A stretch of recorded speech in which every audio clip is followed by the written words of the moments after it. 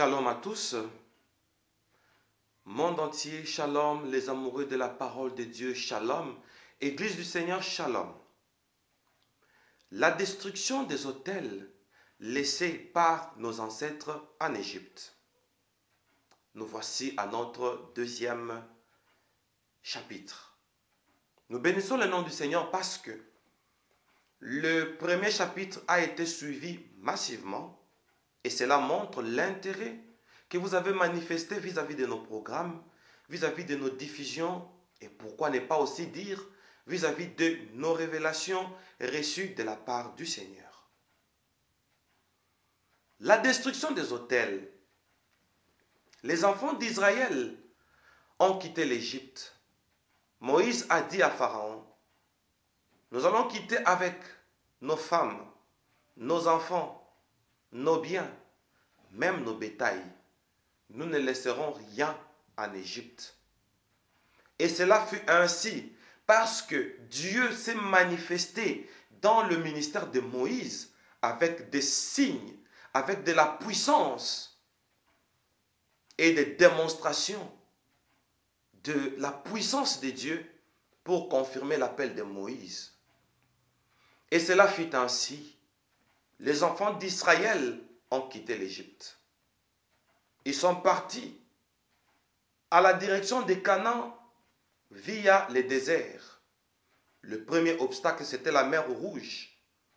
Par la démonstration de la puissance de Dieu dans Moïse, la mer Rouge s'est fendue. Israël est parti. Israël a pu passer. Et quand l'armée de Pharaon a tenté de les rattraper, les eaux avec les eaux se sont rassemblés et ça a emballé l'armée de Pharaon. Je pense que chacun de nous pouvait dire que c'est fini avec l'histoire d'Égypte. Alors que les obélisques d'Égypte sont construits par les enfants d'Israël.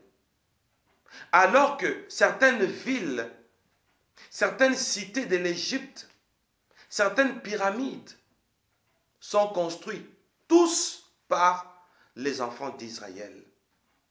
Et c'est là, c'est resté comme les autels, le point de repère, parce que Israël n'a pas pu effacer son histoire en Égypte. Et l'histoire d'Israël est restée gravée dans les pyramides égyptiennes. Dommage. Mais nous venons en tant que prophètes pour poursuivre ces liens-là qui est resté en Égypte comme autel. Vous avez bien suivi le chapitre 1er et nous sommes au chapitre 2e. Au chapitre 2, nous avons le premier passage clé et un autre verset que nous allons ajouter aujourd'hui et nous allons nous entretenir sur ces deux versets. Prions le Seigneur. Dieu Tout-Puissant, nous communiquons ta puissance à cet enseignement et nous avons besoin de ton assistance du début jusqu'à la fin et nous bénissons le monde entier qui nous suit maintenant et que ce message apporte la délivrance partout où ça vient d'arriver au nom puissant du Seigneur Jésus-Christ. Nous libérons l'onction prophétique, l'onction de la connaissance, de la découverte et du discernement des esprits au nom puissant du Seigneur Jésus-Christ, qui est ton nom merveilleux. Amen. Chers bien-aimés, nous sommes dans Exode chapitre 1er, verset 8 jusqu'au 11e. Il est écrit, « Il s'éleva sur l'Égypte un nouveau roi qui n'avait point connu Joseph. Il dit à son peuple, voilà les enfants d'Israël qui forment un peuple plus nombreux et plus puissant que nous. » Nous allons prendre le 10e verset. Allons, montrons-nous habiles à son égard, empêchons qu'il ne s'accroisse et que, s'il survient une guerre, il ne se joigne à nos ennemis. pour nous combattre et sortir ensuite du pays. Verset 11. Et l'on établit sur lui des chefs de corvée, afin de l'accabler des travaux pénibles. Soulignons la suite du verset. C'est ainsi qu'il bâtit les villes de Pithom et de Ramsès pour servir des magasins à Pharaon. Parole du Seigneur.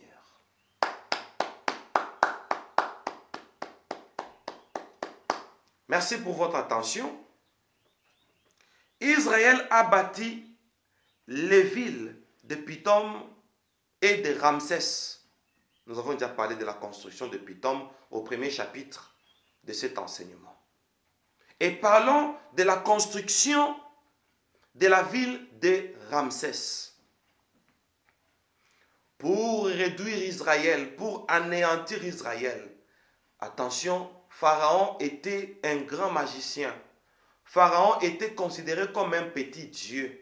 Pour eux, c'était Dieu. Mais nous disons que c'était un petit Dieu en minuscule. Il dit, montrons-nous habiles vis-à-vis de ce peuple.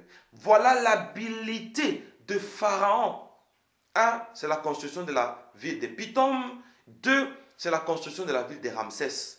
Et Israël a quitté l'Égypte. Pithom est resté, Ramsès est resté. Les deux villes sont restées, construites par les enfants d'Israël. Ce sont des autels qu'il faudra démolir. Et il y aura des prières spéciales pour la construction de la ville de Pithom, que nous allons briser cela dans le nom de Jésus. Et aujourd'hui, nous parlons de la construction de la ville de Ramsès. En quel avantage Pharaon tire sur les enfants d'Israël en construisant la ville de Ramsès, n'est-ce pas? Apparemment, nous pouvons lire et passer. Mais en réalité, il y a quelque chose. Découvrons ça. Nous allons faire un pas en arrière. Nous sommes en Exode et nous reculons en Genèse. Quelque chose s'est passé. Les liens commencent par là. Nous sommes dans le livre de Genèse. Chapitre 47, le verset 11. Je lis au nom de Jésus. Joseph établit son père et ses frères et leur donna une propriété dans le pays d'Égypte, dans la meilleure partie du pays, dans la contrée de Ramsès, comme Pharaon l'avait ordonné. Et nous disons encore une fois de plus, parole du Seigneur. D'après Genèse chapitre 47, le verset 11, tout commence par là. Tout part de là. À la première partie de notre explication, nous disons ceci aux enfants de Dieu. Israël avait faim, c'est-à-dire Jacob. Il a envoyé ses frères, ses fils plutôt, qui sont allés rencontrer Joseph, leur frère, en Égypte, jusqu'à ce qu'ils ont découvert que c'était celui qu'ils avaient vendu. Vous connaissez l'histoire. Et après cela, il y a eu pardon et autres, et Jacob s'est décidé, avec ses frères, d'aller habiter en Égypte. Pharaon étant informé par Joseph, Joseph lui a dit certainement que ma famille veut venir s'installer ici dans la diaspora. Pourquoi? Parce que les Écritures nous disent que comme dans la meilleure partie du pays, dans la contrée de Ramsès, comme Pharaon l'avait ordonné. Donc, c'était sous ordre de Pharaon. Pourquoi Pharaon a-t-il donné cet ordre? C'est que Joseph lui avait expliqué, ma famille va s'installer ici. Ils ont fui la famine. Ils sont venus en Égypte. Là, en Égypte, Pharaon choisit pour eux l'endroit. J'ouvre une parenthèse pour dire, tout celui qui va chercher son secours en Égypte, l'Égypte qui symbolise le monde, Pharaon qui symbolise le diable. Tout celui qui fera confiance dans ce monde pour chercher sa survie, attention, le diable va l'orienter. C'est pourquoi on dit, c'est la bénédiction de l'Éternel qui enrichit et elle ne se fait suivre d'aucun chagrin. Les enfants d'Israël se retrouvent sous l'ordre de Pharaon. Vous savez, celui qui reçoit, il est inférieur à celui qui lui donne. Attention avec ce monde. Ainsi, Pharaon donne l'ordre. Il dit que Israël et ses enfants, c'est-à-dire Jacob et ses enfants, ses 11 fils, parce que Joseph était déjà en Égypte. Il était presque un premier ministre. Et voici, Pharaon donne l'ordre qu'ils habitent à Ramsès. Et voilà, ils sont à Ramsès. En passant, est-ce qu'il y a-t-il un danger? Effectivement, un grand danger de vivre à Ramsès. Quel est ce danger? C'est là que nous allons ressortir plusieurs hôtels qu'Israël a laissés en Égypte. Ils sont dans la ville de Ramsès. Or, Ramsès de l'égyptien veut dire Ra et Mésès. Ra-Mésès.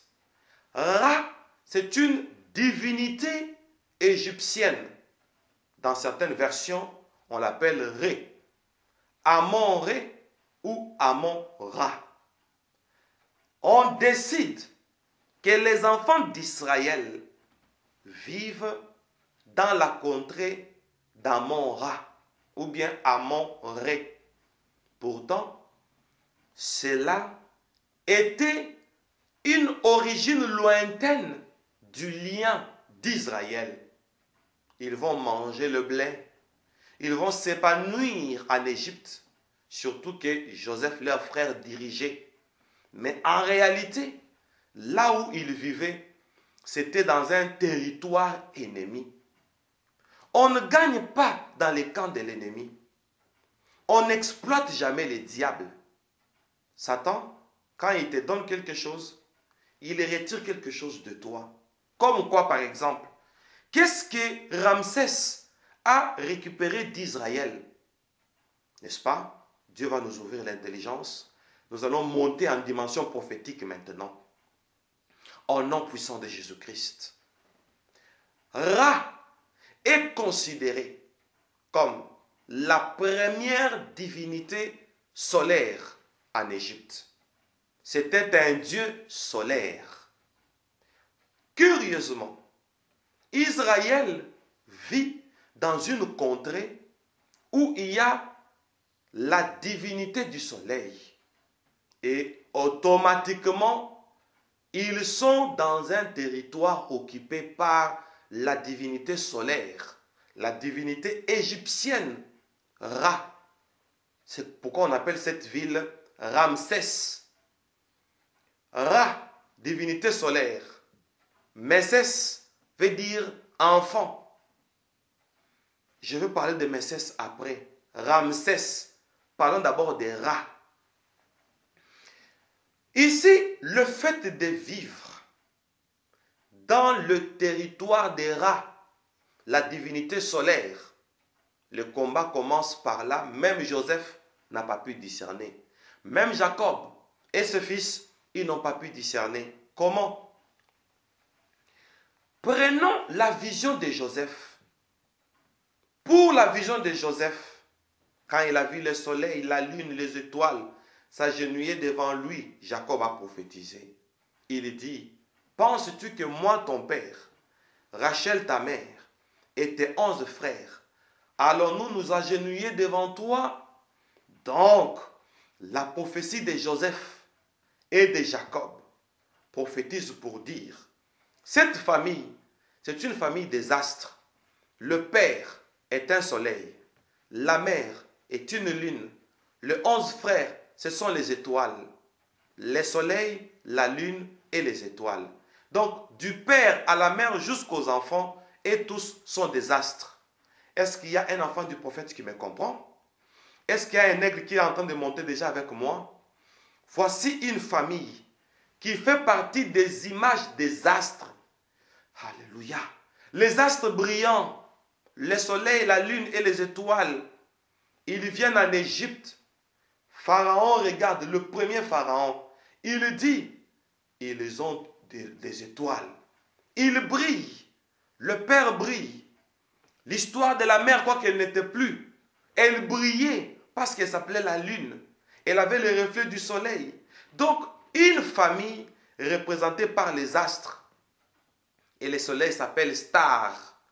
Une famille de stars. Automatiquement, le premier combat, c'était l'accueil. Mais l'accueil où? Là où il y a la divinité solaire. Pharaon était considéré comme un dieu. Il a eu une idée satanique, une idée de Dieu en minuscule, une idée, je peux dire, un piège tout fait. Ni Joseph, ni Jacob, personne n'a compris. Joseph étant typifié par le soleil, Jacob étant typifié par le soleil, dans la prophétie de Joseph, voici un soleil qui vit dans les territoires du soleil. Soleil contre soleil. Nous allons encore entrer en profondeur. Jacob, représenté par le vrai soleil, venant de Dieu, et Ra, représenté par le faux soleil, venant d'Égypte, venant de la mythologie égyptienne. Voici un soleil qui est hébergé par un soleil. Automatiquement, la vision de Jacob commence à être étouffée. Pour mieux comprendre cette prophétie, nous sommes en train de dire, qu'est-ce que le diable fait? Le diable va tout faire pour arracher le vrai qui est en toi et il te restitue les semblables au vrai, c'est-à-dire le vrai soleil qui sera étouffé mais remplacé et pris en charge par le faux soleil. C'est le combat que nous avons avec l'Égypte. C'est le combat que nous avons avec ce monde. La loi de l'opposition par le piratage, ça veut dire quoi? Les enfants d'Israël, une famille représentée par les astres, le soleil, la lune et les étoiles, à cause de la faim, ils se retrouvent sous un territoire occupé. Et là, ils sont pris en otage par un esprit, par un démon représenté aussi par le soleil. Ça veut dire quoi? Vous savez, quand Adam et Ève ont péché, d'où est venu le péché? Le piratage. La Bible dit, je parle beaucoup de ça sur mes directs sur YouTube, la Bible dit que Dieu souffla dans l'homme un souffle de vie et l'homme devint un être vivant. Et dans Job, on nous dit que dans l'homme, c'est l'esprit, le souffle du Tout-Puissant qui donne l'intelligence. Donc l'homme, c'est déjà un être doué d'intelligence. Et quand le diable est venu, il dit à Ève que si vous mangez, vos yeux s'ouvriront et vous serez comme des dieux. Et la Bible dit, la femme vit que l'arbre était bon à manger, précieux pour ouvrir l'intelligence. Elle prit de son fruit et elle la mangea. C'est ça le diable. Tu es une créature douée. Maintenant, lui, il te présente le fruit. Si tu les manges, il dit, tu seras doué. Pendant que tu as été déjà créé doué. Si tu les manges, tu seras intelligent. Pendant qu'elle a été déjà créée, une créature intelligente. Voilà le mensonge du diable. Il te présente ce que tu es. Mais ce qu'il te donne, c'est les semblables. Un fruit qui ouvre l'intelligence. C'est intéressant apparemment pour que l'intelligence s'ouvre. Alors qu'on est une créature intelligente. C'est ce que le diable fait. Quand il voit que tu as besoin de quelque chose, le diable te donne les similaires pour étouffer ce que tu es et ce que tu as. Jacob étant un soleil, dans la prophétie de Joseph, le voici dominé par une divinité solaire. Deux soleils. Pourquoi? Parce que le premier soleil qui est le vrai est allé chercher du blé dans le pays du faux soleil. C'est-à-dire, quand Satan te trouve que tu es dans le besoin, tu as besoin d'un mari, il choisit les similaires. Il étudie ta psychologie. Quel type d'homme tu aimes? Homme élancé? Homme à taille moyenne? Homme court? Homme chétif? Un noir? Un blanc? Un métis? Un arabe? Quelle race tu veux? Un américain? Un africain? Un blanc? Un noir? Qu'est-ce que vous voulez? Maintenant, le diable, pour étouffer le feu que tu as, à cause de ce que tu cherches, il te donne d'abord un territoire. Et le territoire qu'il te donne, c'est un cadeau empoisonné. Toi, tu verras Ramsès. Et on dit, on dit, dans le meilleur parti du pays. On avait déjà lu ça, Genèse chapitre 47, verset 11. Dans la meilleure partie du pays, dans la contrée de Ramsès, comme Pharaon l'avait ordonné. En réalité, Ramsès était la partie la plus meilleure du pays, mais ordonnée par Satan. Attention avec les opportunités qui viennent du diable. Il te donne quelque chose. Toi, tu penses que c'est une offre, mais en réalité, il est en train de t'exploiter. Il est en train d'étouffer ce que tu as en te donnant quelque chose de semblable à ce que tu avais. C'est-à-dire, il t'étouffe, tu ne te rendras pas compte, il entre maintenant dans ton choix. Tu es un soleil, tu t'appelles Jacob. Ainsi, reste dans la contrée du soleil. Maintenant, quel soleil? Amon-Ra. Voilà le lien que nos ancêtres ont laissé en Égypte. Pourquoi? Parce qu'ils ont bâti la ville de Ramsès. Or, on bâtit une ville pour un soleil. Mais un soleil qui n'est pas le nôtre, là c'est quand on entrera dans le chapitre 3. Un soleil qui n'est pas le nôtre, Amon-Ra. Nous bâtissons une ville à une divinité solaire, alors que nous, notre Père, c'est un soleil, oh mon Dieu. C'est-à-dire que nous avons des capacités. La capacité de bâtir, mais nous sommes allés chercher le blé chez les étrangers. Nous voyons ce que l'étranger a. Quoi? Le blé. Mais l'étranger envie ce que nous aussi nous avons. L'art de construire, oh mon Dieu. Tu as la capacité de donner la forme. Mais l'ennemi, lui, n'a pas la capacité de donner la forme. Il fait manger, il le prend en charge. Mais en réalité, il n'a pas la capacité que toi tu as. L'art de bâtir, on entrera en profondeur là-dessus. Mais sur le chapitre 2, nous tapons sur le clou pour dire la loi de l'imposition par le principe du piratage. Ramsès s'impose sur Israël à partir de la nourriture. Ils ont eu faim, ils ont quitté leur pays. Les enfants d'Israël, parmi les Égyptiens, ils ont quitté Israël. Voyez-vous, pour dire, tout celui qui va quitter ses origines chrétiennes, qui va aller quémander chez le païen, qui va aller quémander chez ceux-là qui ne connaissent pas notre Dieu, ils vont faire les semblants. Ça vient du verbe feindre. Ils vont te feindre en te montrant une contrée apparemment meilleur endroit du pays, mais ça remplace le soleil que vous avez. Vous savez, quand ils sont entrés en Égypte, le père et les 11 fils, c'est-à-dire un soleil et 11 étoiles, d'après la vision de Joseph, même Joseph ne savait pas qu'en accueillant sa famille, son père et ses frères en Égypte, il n'a pas discerné que c'était sa propre vision qu'il était en train de combattre.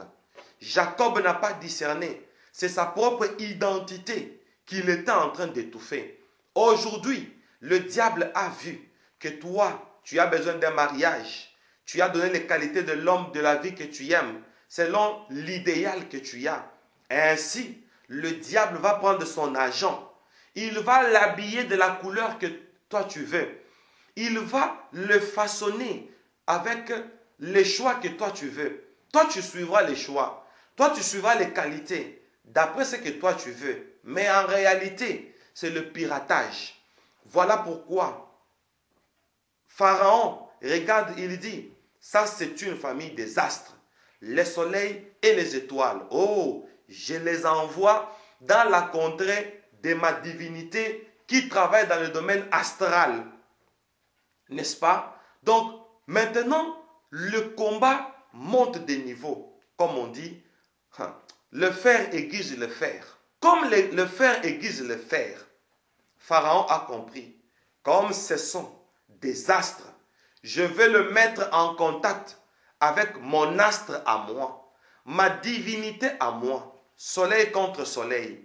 Il y a deux soleils. Maintenant, l'objectif est que le deuxième soleil qui est le faux puisse héberger le premier soleil qui est le vrai. Souvent, les gens qui prétendent nous prendre en charge, nous les considérons tellement que nous nous dévalorisons. C'est ça le combat du diable. Que toi, tu puisses te dévaloriser. Que tu puisses penser que tu n'es pas éclairé. Que tu puisses penser que rien ne va dans ta vie. Alors que tu es un soleil. Joseph et son père et ses frères, ils s'entendent d'aller vivre en Égypte. Et là, ils sont pris en charge par un esprit solaire, Ra. Et qu'est-ce qui s'est passé? Le démon Ra, le démon solaire, a commencé à étouffer Jacob. Il a étouffé Jacob. Comme preuve, les enfants de Jacob, qui sont les enfants d'Israël, et ils ont été réduits aux esclaves. Ils sont devenus esclaves, pourquoi? Parce qu'ils ont perdu leur identité. Le diable est un mensonge. Ce que Satan prétend donner, ce n'est pas le vrai. Il s'impose sur toi par le piratage. Voilà pourquoi beaucoup de chrétiennes se sont retrouvées des copines, des concubines de leurs patrons qui sont païens, mais elles sont des chrétiennes. Voilà aujourd'hui les chrétiens dans leur bureau. Ils ont fait des amitiés avec leurs patrons. Ils sont devenus vous connaissez la pédérastie, n'est-ce pas? Ils sont devenus des homosexuels.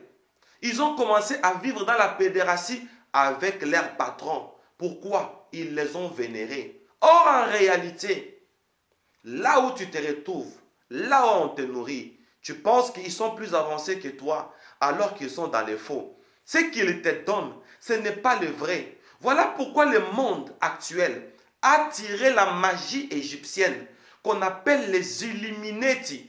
Ils prétendent éclairer. Ce n'est que Ra, Amon, Ra. Ils n'éclairent pas. Ce sont des divinités solaires. Maintenant, les divinités solaires ont découvert que vous avez la vision d'être des soleils. Ainsi, ils prétendent vous héberger. Oh mon Dieu. Ils prétendent vous faire du bien. Mais en réalité, la poursuite du temps, la suite du temps est que tu deviennes esclave. Ils veulent seulement t'étouffer. Sache, le vrai, c'est toi. Le faux, c'est ce qui est dans le monde. La vraie bénédiction, c'est ta prophétie. Crois en ta prophétie. Sinon, si tu te négliges, on va t'étouffer. Tu vas oublier ton identité. Tu vas prendre que tu es dans le territoire de Ramsès. N'est-ce pas? Tu vas commencer à construire pour Ramsès. Ramsès. Ra. Alléluia.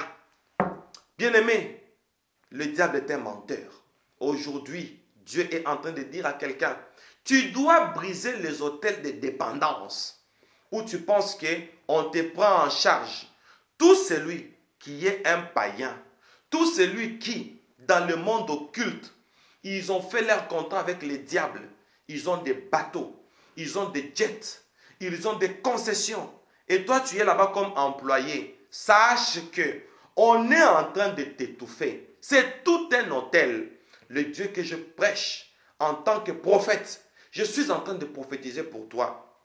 Ce message va te donner la capacité de devenir autonome. Pourquoi? Parce que tu es un soleil. Sinon, on risque de t'étouffer. On te prend en charge par un soleil. Tu penses que tu as vu clair, comme on dit. Il y a beaucoup de gens qui disent que tu ne vois pas clair. Tes yeux là ne sont pas encore ouverts. Ta vie est encore floue. Voilà les mensonges du diable. Tu es un être doué. Qu'on ne te trompe pas. Révolte-toi seulement. Découvre seulement tes qualités. Ne va pas en Égypte. Ne va rien chercher chez les païens. Ne cherche rien. La Bible dit, n'envie pas le méchant qui prospère.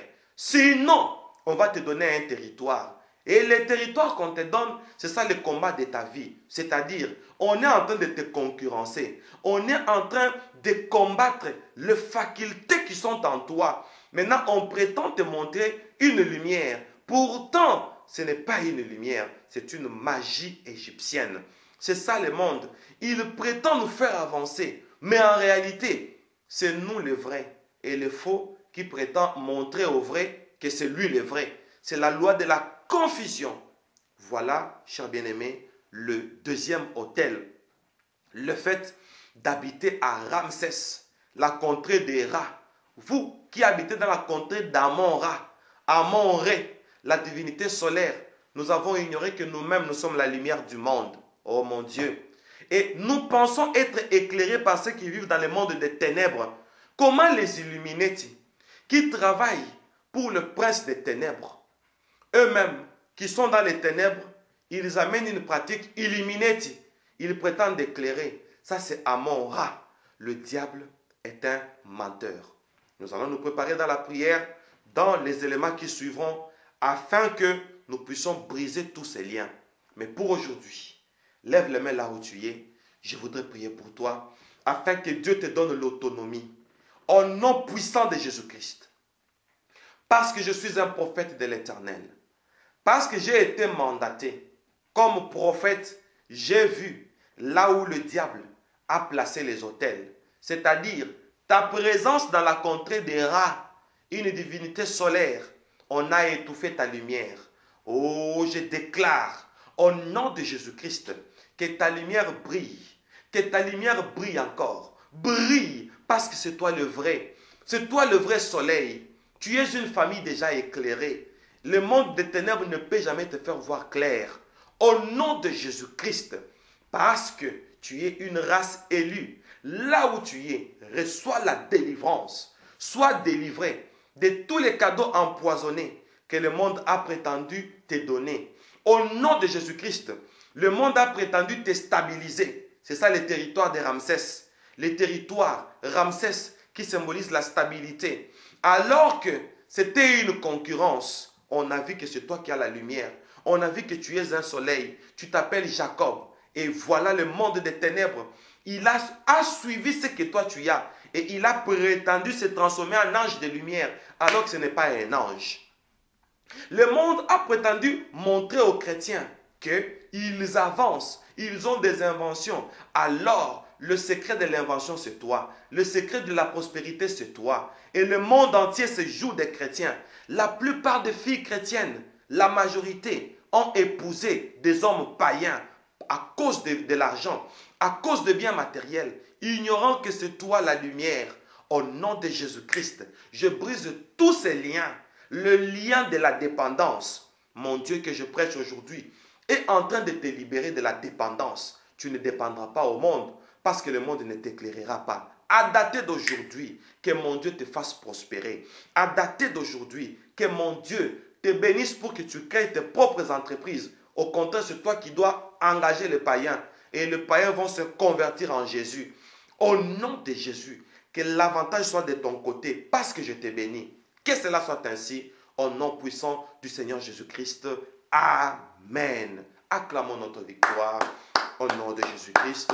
Nous nous retrouvons avec le chapitre 3, toujours sur la construction de la ville de Ramsès. Soyez bénis et à très bientôt. Si vous avez une préoccupation, nos coordonnées sont en bas de cette vidéo. Vous allez nous écrire sur mail ou, moi je n'aime pas les appels, j'aime les audios pour gérer tout le monde. Vous m'envoyez juste un audio sur mon WhatsApp qui est en bas de cette vidéo. Que Dieu vous bénisse.